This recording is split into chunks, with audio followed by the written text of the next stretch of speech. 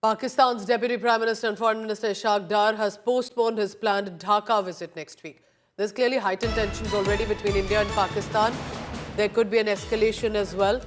We are told that following the terror attack sponsored by Pakistan, there big news coming in. This is an exclusive news break from India Today. Look at that. Was Pahalgam terror attack inspired by the Hamas extremist terror group? One can't help but notice that 7/11 and 2204 for India look similar for the strategy. A similar massive ground area that was chosen, the demography that was understood of the tourists who would be coming there. As we analyze further, this is a big India Today exclusive news break. And I say that, remember, for a reason why this shouldn't be a surprise. It's not a coincidence, viewer. Hamas leaders met Lashkar-e-Taiba terrorists. Remember, Hamas leaders got a massive grand welcome. Do not have a short memory. Remember what happened in Pakistan barely few months and weeks ago. Apart from General Asim Munir's statement, provoking, encouraging the two-nation theory of why the religious division was fair and square, Hamas leaders few months ago were invited after having done the massacre in Israel. They were invited to POK. They were given a grand welcome like heroes. What did you expect from Pakistan thereon? This meeting, remember, all on camera. It wasn't in secret. They were also in POK, the terror meeting that had happened, and this happened weeks barely before the JNK terror attack. While the terror attack possibly was being inspired, the massacre that was seen on the same lines. And why I say the strategy was similar. India Today colleagues who have been doing deep investigations find similar helmets, similar body cams, similar strategy that are being used, and you massacred people targeting them for their faith elaborately, where they could not flee from, where the forces could not reach in time because the terrain was so difficult. It's a 45-minute trek at least.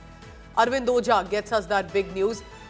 Arvind, जो पहले एक similarity लग रही थी, अब और conformation भी उस पे आ रहा है. क्यों आप मानते हैं कि आपको इन्वेस्टिगेटर्स कह रहे हैं कि एक हमास इंस्पायर्ड अटैक था? और जाते हैं उस इमेज पे जब हमास के नेता इजराइल में मैसेकर करने के बाद पीओजेके में इनवाइट किए जाते हैं पाकिस्तान के. बिल्कुल. और देखिए, पीओके में जो हमास का लीडर था खालिद कदूमी, उसको इनवाइट किया गया था और वीवीआईपी वेलकम हुआ था 5 फरवरी को. इंडिया टुडे ने उस वक्त भी इस पूरे जलसे का खुलासा किया था वीडियो फुटेज के साथ. और इम्पोर्टेंट बात यह है पूजा कि 5 फरवरी को जो हमास के लीडर का वेलकम हुआ था पीओके में, उसमें स्टेज पर लश्कर चीफ हाफिज सईद का बेटा तलहा सईद, जैश चीफ मसूद अजहर का भाई और इंडिया के कई मोस्ट वांटेड टेररिस्ट मौजूद थे. हम वो वीडियो भी दिखा रहे हैं 5 फरवरी का, जिसमें हमास लीडर का वीवीआईपी वेलकम किया गया था. हमास लीडर को पीओके में इसलिए बुलाया गया था ताकि जो पाकिस्तान आर्मी और आईएसआई का ये प्लान था, ताकि जो पीओके में लश्कर और जैश के टेररिस्ट हैं उनको मोटिवेट किया जा सके. तो इस वजह से उनको बुलाया गया था और इसमें हजारों की संख्या में लश्कर और जैश के टेररिस्ट शामिल हुए थे, जिसमें स्टेज पर इंडिया के कई मोस्ट वांटेड टेररिस्ट मौजूद थे.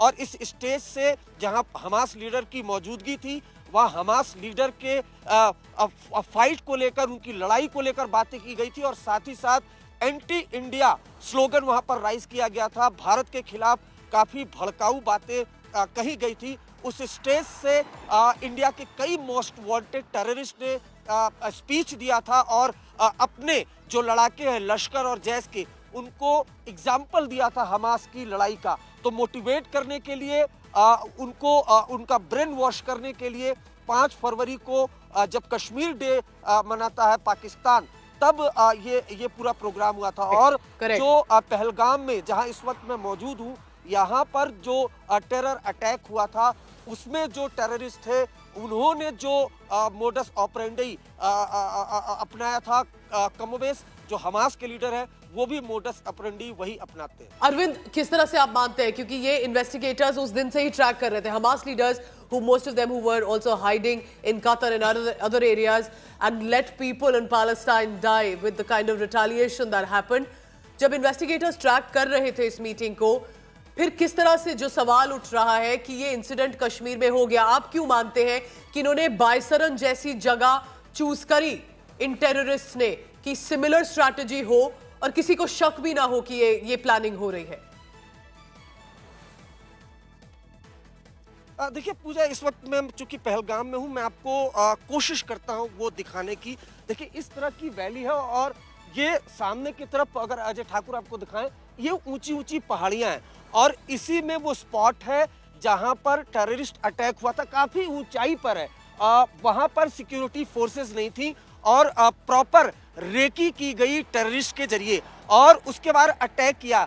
कई जो विक्टिम्स हैं, जो खासतौर से वुमेन्स जो बची हैं, उन्होंने बताया कि जो टेररिस्ट थे उसके सर पर जो कैमरा है वो लगा था, यानी जो टेररिस्ट थे वो बॉडी कैमरा पहन करके आए थे और उसके बाद टेरर अटैक किया था। जाहिर सी बात है जो अटैक है उसका वीडियो उन्होंने बनाया होगा और ये लश्कर का जो फ्रंट है टीआरएफ, उसका ये एक तरीके से कहें मोडस ऑपरेंडी है। उसके बाद वो वीडियो रिलीज करते हैं, प्रोपेगेंडा वीडियो रिलीज करते हैं।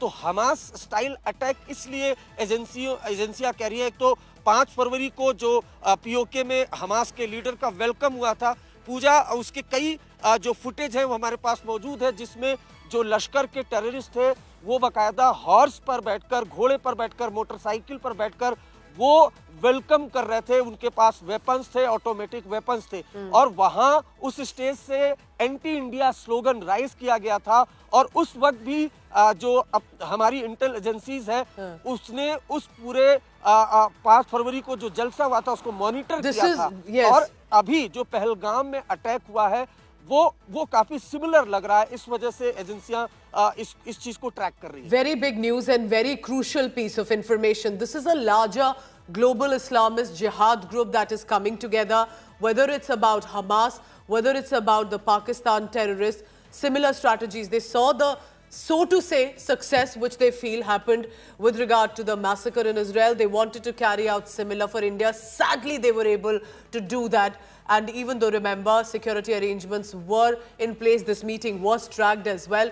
As Arvind Ojha is telling us, this is a reminder for Indians to unite once and for all, for realizing what Pakistan has always wanted to do.